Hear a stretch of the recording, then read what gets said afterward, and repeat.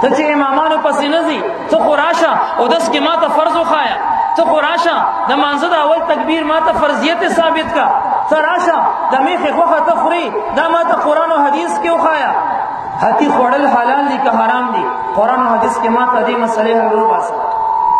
دې پیالې کې چای دي چای او میږي راغی یا ماشه راغی یا موچی راغی دې کې را پرېوته وابي دي نرشي د دې مسلې جواب دې قرآن و حدیث کې ما ته راکړي.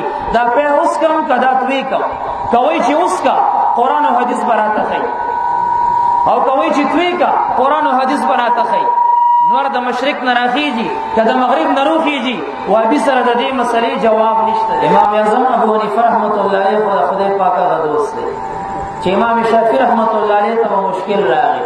علامه شامی لیکلی دي امام شافعي صاحب وایي چې ما ته به کله مشکل راغی جئت الى قبر ابي حنیفه، زه به د امام اعظم صاحب مزار ته راغلم وصلیت عنده رکعتین، ما به د هغه د قبر خوا کې 2 رکعته مونځ ادا کړو، ما به د هغه وسیله باندې رب کریم ته لاسونه اوچت کړ چې یا الله دا سخت او مشکله مسله ده په دې نه پوهېږم، الهه دا مسله خو راته اسانه که، د دې قبر د صاحب په خاطر د دې امام صاحب په خاطر راته اسانه که.